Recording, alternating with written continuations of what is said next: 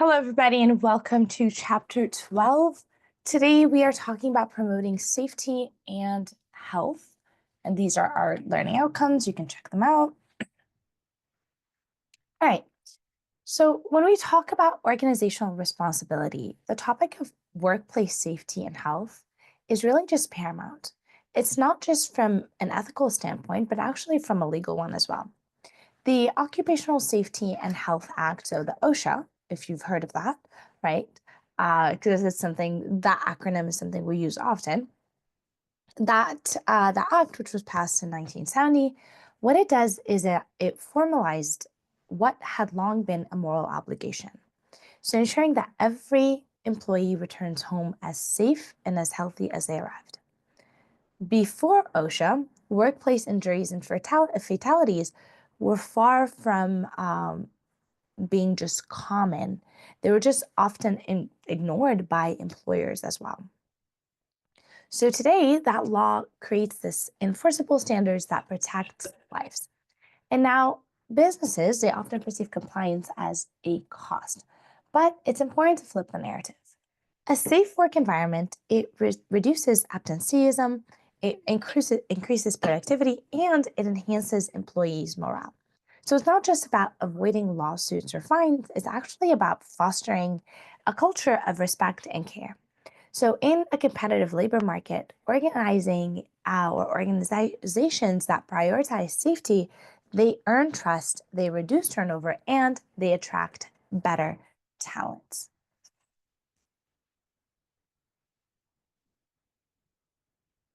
Now, this infographic, it reveals the tragic human cost of workplace accidents and illnesses.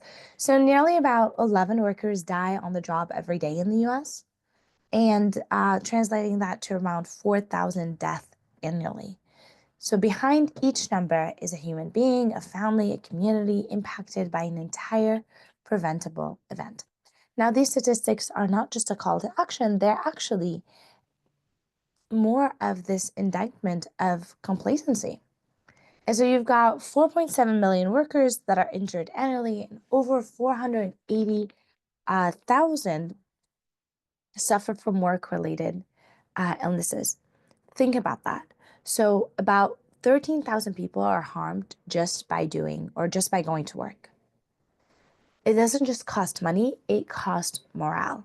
So it erodes the trust in management and it diminishes the dignity of the work itself. And this is why safety isn't just a checklist item, it has to be baked into the DNA of a company culture. So when leaders view safety as top-down priority, they actually set the tone for accountability and vigilance throughout the organization. So now let's look at it from a little bit more of an economic lens. The cost of workplace injury and death stands at a staggering 140 billion annually. Now, this includes wages and productivity losses, so about 45.7 billion. It includes administrative expenses, medical costs, and these here aren't just abstract numbers, they actually affect margins, they affect insurance premiums, stakeholders, and the overall economy. But what's even more telling is the breakdown between fatal and non-fatal illnesses. Now, fatal illnesses alone account for $46 billion. They show that the cost of failing to prevent the worst case scenario is immense. Non-fatal workplace illnesses, though they're a little bit less, obviously, less tragic, praise be to God, they still cost about $12 billion annually, and they underscore how widespread the problem is. So we have to keep those things in mind. So the mission of OSHA, it's clear, and it's the idea is to outline 6 progressive steps, each building on the other to create a comprehensive safety or system of safety. And it begins with setting and enforcing standards, providing trainings, outreach and education, establishing partnerships, and finally, continual improvement because we want to continue to grow. Now, OSHA coverage is broad, but it's not universal. So all private sectors, employees, and public employees at the state or local level are protected by OSHA. This means that millions of workers have enforceable rights to safety at the workplace. However, there is a key limitation in that self employed workers are not covered. So, as gig or freelance work continues to rise, this creates significant gaps in the workers' protection. It raises the critical question about how labor laws need to evolve to reflect modern workplace. Now, there's a lot more people working as freelancers, there's a lot more people picking up gigs, and there's a lot more companies that are hiring independent contractors because it saves them time and money on depending on the project, which is something we've talked about before. But the idea here is as a as these people work, they have no coverage under OSHA, which is an interesting thing to see, and that needs to evolve and that needs to change. So OSHA's primary responsibility is really to just to develop and enforce safety, job safety and health standards. And these standards cover everything from equipment and protection, clothing to machinery, power sources, and administrative protocol. They're grounded in technical expertise and often develop in collaboration with industries and scientific bodies. So compliance isn't optional. Employers must familiarize themselves with the standards and that are relevant to their industries.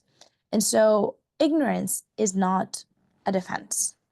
When a violation occurs, it doesn't just expose the company, it to fines, it actually exposes them to lawsuits, to criminal liability, and to reputational harm. So it's important that the standards are not static; they evolve. New hazards emerge constantly, especially with rapid technology changes and so forth. So OSHA has to have an adaptive model to ensure that standards are continually being revised based on new research, field data, and stakeholders' feedback. And so employees must ensure that employers have to ensure, sorry, that employees use personal protective equipment, so PPE, and follow proper procedures at all times. Even the best written safety standards are meaningless without implementation. And that's why enforcement mechanisms are just so critical. They ensure follow through. Now, this diagram, it provides this helpful visualization of how OSHA standards are created, and the process is both top down and bottom up. And so while OSHA can actually initiate standards on its own, it also responds to petitions from external stakeholders, including the NIOSH, the HHS, employers, and the state and local government as well. And so the Secretary of Health and Human Services, the HHS, can also petition OSHA, and they can provide a channel from a broader public health policymaking into the workplace safety. And this is especially important because when workplace hazards overlap with national health crisis, each or such like things like chemical explosion or exposure or airborne diseases, they have to align that with the Secretary of Health and Human Services it's petitioned. So we have to make sure that things are evolving. And now employers and state governments, they can also play a crucial role in this. They are on the front line and they often recognize emerging risks before the federal government does. And their input to OSHA remains, it just is very responsive and is very agile. And those are really good things to have with something that is just constantly evolving. Now, here we're walking through OSHA's enforcement power. So we're starting with that workplace inspection. So OSHA compliance officers are authorized to enter workplaces without delay during reasonable hours.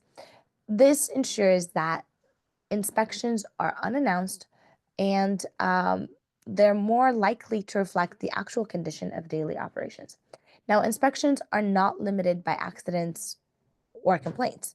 They can actually be part of a routine audit, especially in high risk industries. So during these inspections, what OSHA would do is, or what the OSHA officers would do is ask questions or question employers or employees privately, sorry, not employers, employees privately, they can inspect machines, they can inspect equipment, and they can have or look at the safety protocols and assess the overall compliance environment.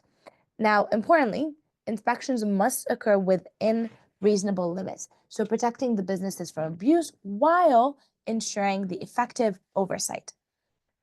However, any obstruction, deception, or refusal to cooperate can lead to additional penalties, and these inspections are foundational to OSHA's effectiveness. The threat of inspection creates a powerful incentive for employers to maintain high standards consistently rather than only being watched. Sorry. Now, the pyramid here, visualization highlights a critical issue in the workplace safety. So, the frequency of OSHA violations in special categories is highlighted here.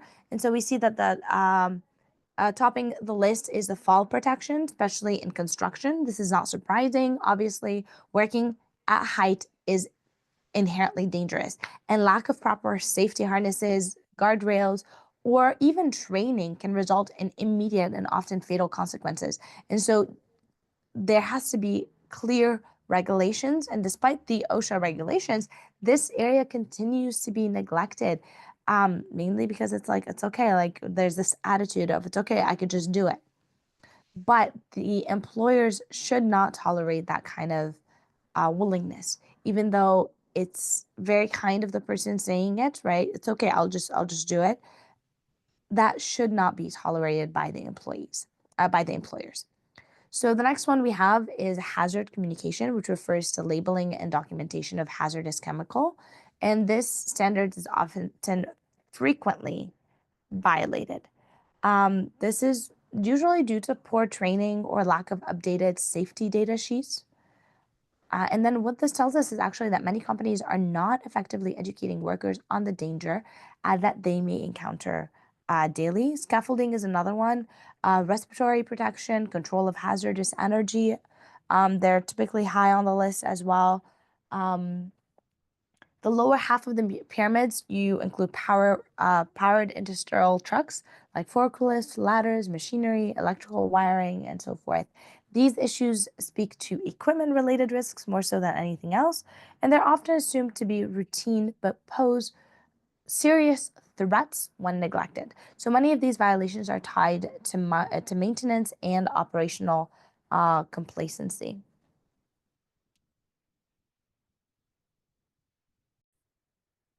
After inspection, OSHA may actually issue a citation and or citations and penalties, and these are formal notices that document violation and outline the required correlation, or sorry, the required corrections between these things. And so citations can be issued immediately, or they can be sent by mail.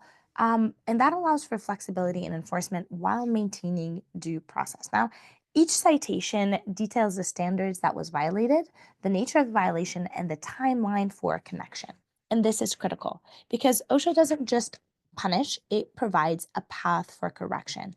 This educative aspect is often overlooked. So the goal is not simply to penalize, but it actually is to elevate safety standards and reduce future risks. Employers here are required to post a citation near the site of the violation for at least 3 days or until it's fixed. The, this serves as this dual purpose. One, it alerts employees, and two, it holds the company publicly accountable. And so it creates a visible cue within the workplace that safety is being monitored and it has been enforced. Now let's look at the types of violations and penalties. Now, OSHA distinguishes between other than serious, serious, and willful violations. The other than serious violation still matters. They indicate gaps in compliance and contribute to cumulative harm over time, but they're unlikely to cause immediate death or serious injuries. You got to think of missing hazard labels or outdated procedures, little small issues that can build towards major incidents. Serious violations reflect clear, substantial risk. These are the kind of hazards that could result in grave injuries or death. You're looking at that employees either knew about the risk or should have known about the risk. And so the clause should have known is powerful. It places a burden of proactive awareness on employers, and ignorance is not an excuse. So that's the big thing. Willful violation are the most severe. These indicate that the employers acted with intentional disregard or plain indifference to safety laws. And so this triggers criminal investigation, practicality if death occurs. These look into criminal investigation, particularly if death results as a result of what happened. And these are not just legal matters, they're actually ethical and reputational disasters. So we got to keep track of those as well. Now, many businesses don't realize that OSHA offers free consultation services. They are not enforcement visits. They're designed to help employees or employers, particularly small businesses, identify hazards and improve safety before an inspector ever shows up. So, if one of OSHA's most underused resources that is just so vital, uh, and it's just so important, and so it's use it. If you have your business, go ahead and use this because it just really will help you so much. And so consultants, they often are from state government or private contractors. They evaluate the workplace, they make recommendation, and they even help draft corrective action plans. Apart from consultations, OSHA also fosters cooperative programs, voluntary initiatives where employers and employees and um, union workers together with OSHA to go above and beyond compliance. Now, these programs turn OSHA from regulatory body into a strategic partner, and this is what we want. So, the most successful businesses use these programs to embed safety into organizational culture, not just operation. They're not just avoiding fines, they're building trust with that audience, and that's what you want. That's what you want them to do. You don't want just a body that just tells you, oh, you did this wrong. You want someone who's there to help you. Now, here we have four types of cooperative programs. We have the Alliance, Strategic Planning Program, Voluntary Protection Program, and SHARP. Now, Alliance allows organizations to collaborate with OSHA for education and training initiatives. Strategic partnership programs take further by forming formal long-term agreements with OSHA to improve workplace practices. Voluntary protection programs aim to recognize companies that go beyond compliance. They demonstrate leadership by integrating safety into all levels of the organization. And SHARP, which stands for Safety and Health Achievement Recognition Program, is tailored to small businesses. It recognizes that those that maintain exemplary safety records and practices. So earning SHARP certification can significantly reduce insurance premiums, and it can enhance the employee recruitment as well. So you get better employees. Now, employers carry a wide range of responsibility under OSHA. First, employers must provide hazard-free workplace. They That may sound broad, but it actually includes detailed requirements on record keeping, hazard identification, training, and more. Employers also inform workers. They must do that. They must inform them of the OSHA rules and their rights. Transparency is key. This includes not just signage and training, but also accessible documents and documentations that employees can understand and reference. Protective equipment must be provided at no cost to workers when needed. And probably the most critical one of them is uh, that OSHA forbids retaliation.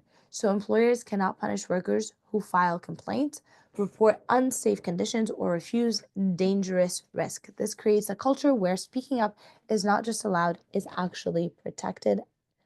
And it's amazing, right? It's a great thing to have. And you got to think of like in the past, this was not the case for employers or employees.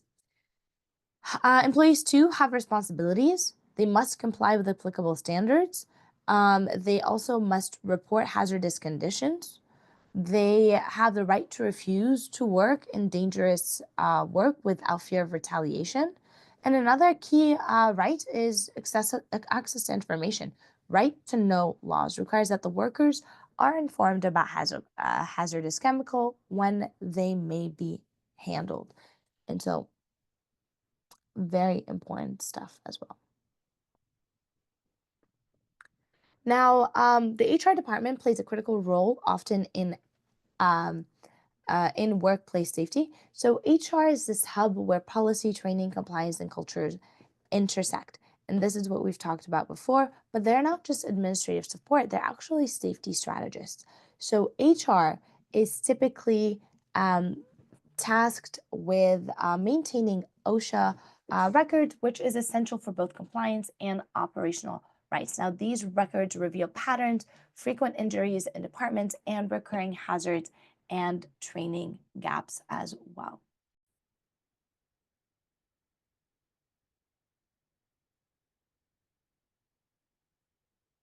Now, from policy to culture, there should be a shift. So, compliance can prevent violation, but only culture can actually prevent complacency. So, a true safety culture means that employees act safely even when no one's watching. And you want to create this culture that requires more than just policy. It actually needs leadership to do this. Leadership must first model safety behavior. They must reward safety mindedness. There you go, that's the word. And they have to create a channel for feedback because safety must become a part of the company's identity. And so they have to be able to do that. And so fitness for duty evaluations are one of the most common culture in examples of culture in action. They reflect proactive stance. So we care enough about you and about others to make sure you're mentally and physically fit for the job. And the whole mentally thing is now an addition as well. This figure is just shows that managerial's commitment directly influences accident rate. And so the graph demonstrates a steep decline in the total number of workplace accidents, and managerial commitment to safety increases. So as one increases, the other one decreases.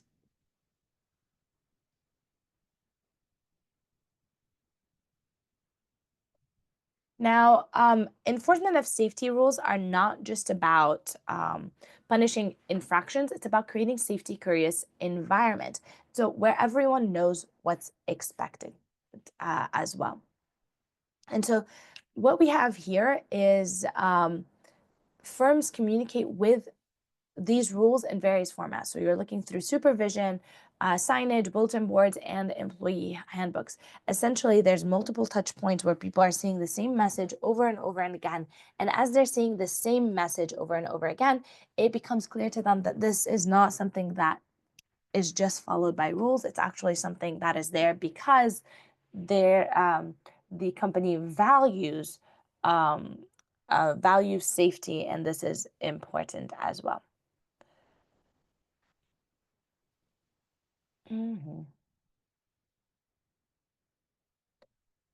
Investigating accidents, even minor ones, is one of the most effective tools for preventing future harms.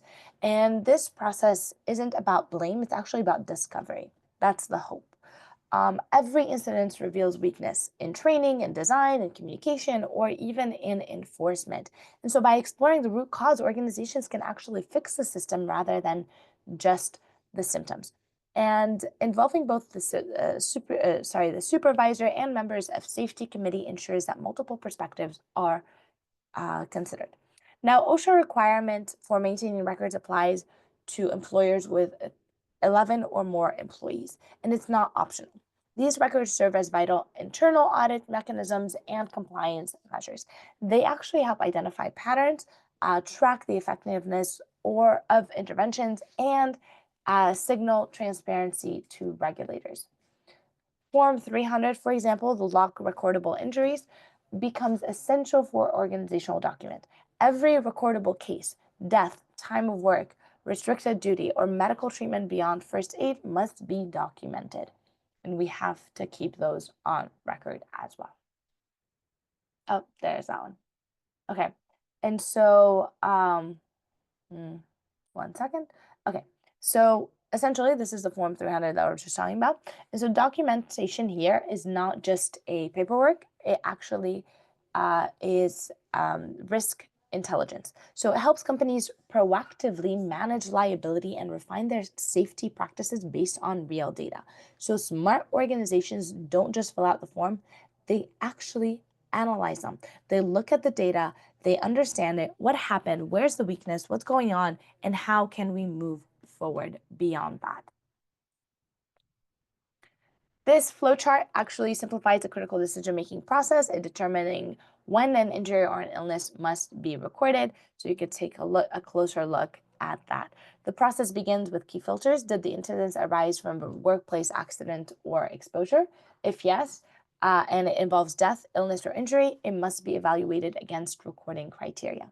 And these include medical treatment beyond first aid, loss of consciousness, job transfer, or restricted work. So now the value of this guide is twofold. First, it provides legal clarity.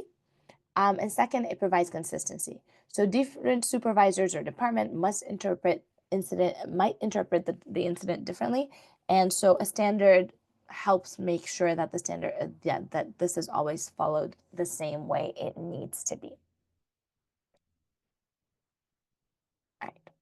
So fatigue, distracted driving, and workplace violence are some of the safety hazards and issues. These hazards often fly under the radar because they don't involve broken machines, they involve human behavior. Fatigue is especially dangerous in industries with long shifts or high demands like healthcare, trucking, manufacturing, and so forth. Fatigued workers are slower to react, more likely to make mistakes, and at a greater risk of injury. Distracted driving is the leading cause of workplace fatalities. This doesn't just include texting, but also includes adjusting the GPS or even mental distractions and so forth. And then the final one is workplace violence. And this is probably the most alarming hazard. It's unpredictable, it's emotionally charged, and difficult to address without stigma. Yet it is so increasingly common. And so from verbal threats to physical assault, it disrupts not only safety, but also the psychological health of everyone that is involved as well. Taking a look at this figure or this checklist, we're looking at early warning signs. Things like threatening languages and performance decline, preoccupations with violence, substance abuse, aggressive behavior. These are all signals. And while no single sign guarantees violent, patterns of behavior actually point to a rising risk. So these are some of the things that you can see. Organizations in this case, they must create a safety reporting channel. So if employees fear retaliation or embarrassment, these signs will go unreported. And we want to make sure that that is not the case.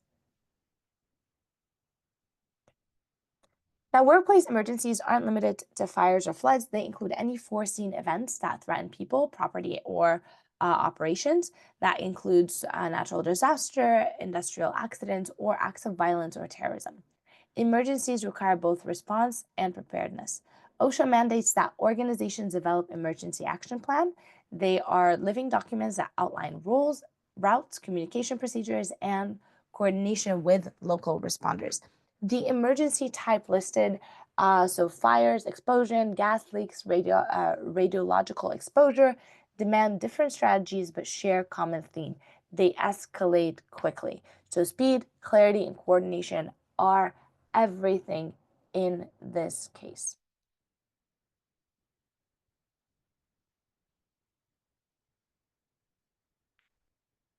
So emotional intelligence. Oh, I'm missing one. One second, you guys.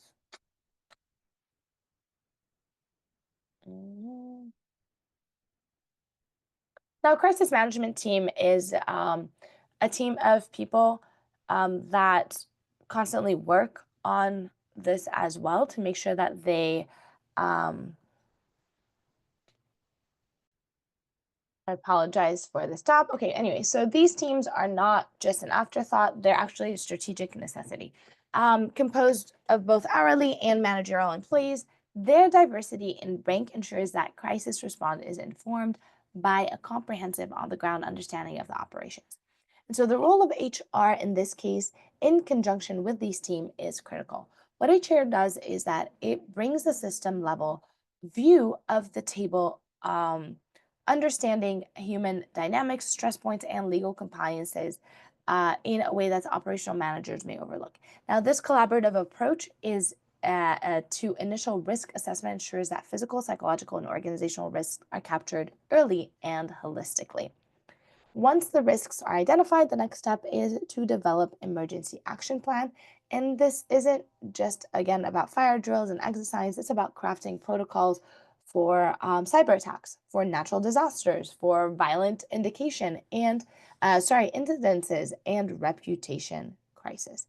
So crisis management teams are not just responders, they are stabilizers. Their job is not only to act, but also to instill calmness, and to relay information clearly, and to ensure that panic does not derail the process. So they want to make sure that everything is happening as it should. Now, emotional intelligence is something very important. It's critical for effective leadership. So when employees become angry, it's often a surface response to a deeper issue, feeling unheard, disrespected, or undervalued. And leaders must approach these moments not as behavioral infractions to be punished, but also as an opportunity for restoration and resolution. The first rule is privacy. Public confrontations escalate conflicts and create collateral damage among coworkers, leading to toxic team dynamics. And so, calming an angry employee starts with self regulation. That's what we want to do. So, if a manager's tone mirrors the anger of the employee, it will trigger defensiveness rather than de escalate the situation. This is why this framework recommends that you remain calm, you focus on persevering dignity, and you listen without judgment.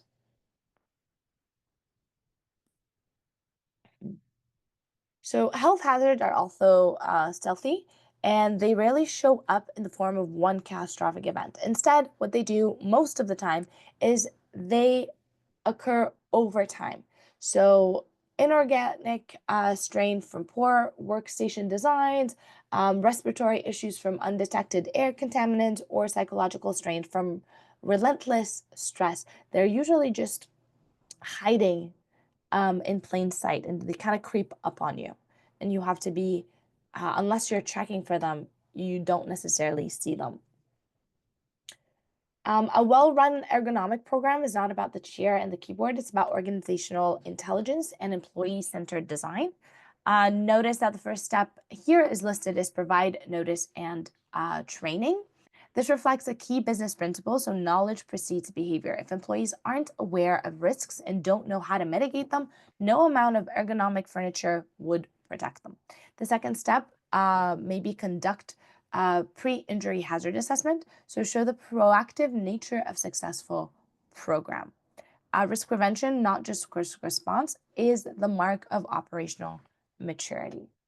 And so forth. We continue with that list. Now, cumulative trauma disorder, CTD, highlights a fundamental truth in business operation. What isn't measured often goes unnoticed until it breaks. And that is the truth. So, cumulative trauma disorder, like carpal tunnel or tendonitis, they develop slowly, yet their impact on workforce productivity and healthcare cost is massive. For knowledge workers, workstations design is no longer just IT or facilities issues, it's actually a strategic concern. So, visual difficulties, muscular pain, stress are all workplace byproducts when human needs are ignored in the pursuit of efficiency. And so, to fix this, managers must shift from reactive to proactive posture. So, using checklists, economic assessments, and wellness feedback loops to discover and mitigate any of these issues before they arise. The checklist may look, this particular checklist may look simple. This is how a checklist would look like. But you also want to leverage operational tools that you have. You want to look at the checklist not just for itself, but also beyond like the physical health, the designed workstations to increase cognitive performance. You want to look at eye strain, poor posture, or discomfort. All of these things are part of the checklist that are not just about that physical aspect, but also about making sure the person is healthy and sustainable over time, or their health is sustainable over time and not crippled by or stopped by what's going on in the physical in the workplace, right?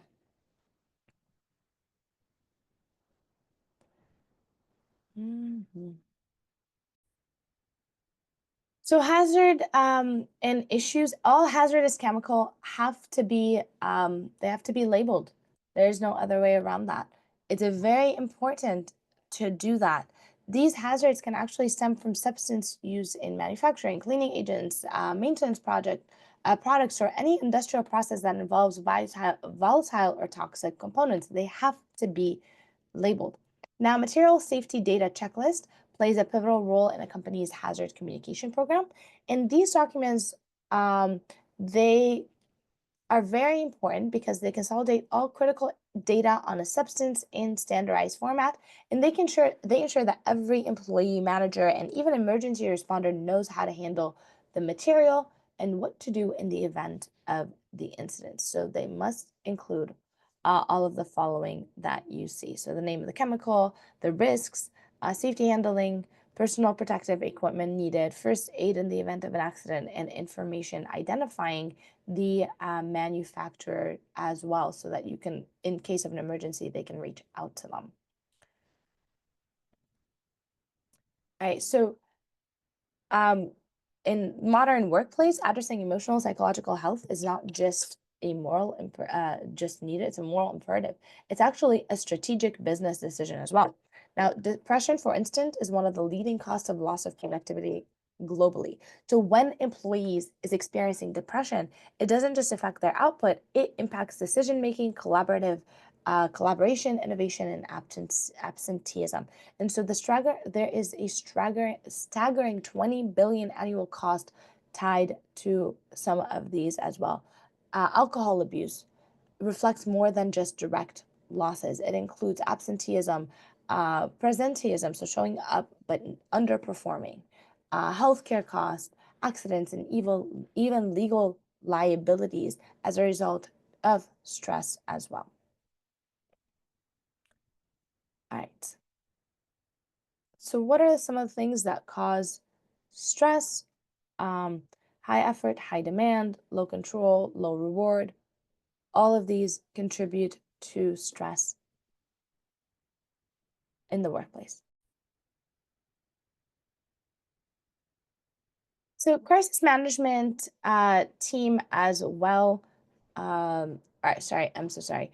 We're talking about tips for reducing stress in the workplace. You can build rewarding relationships with your coworkers, or create activities as an employer or HR. You can create activities that build these things. You can talk openly with managers or employees about job and personal concerns. All of this is related to the culture, to workplace culture.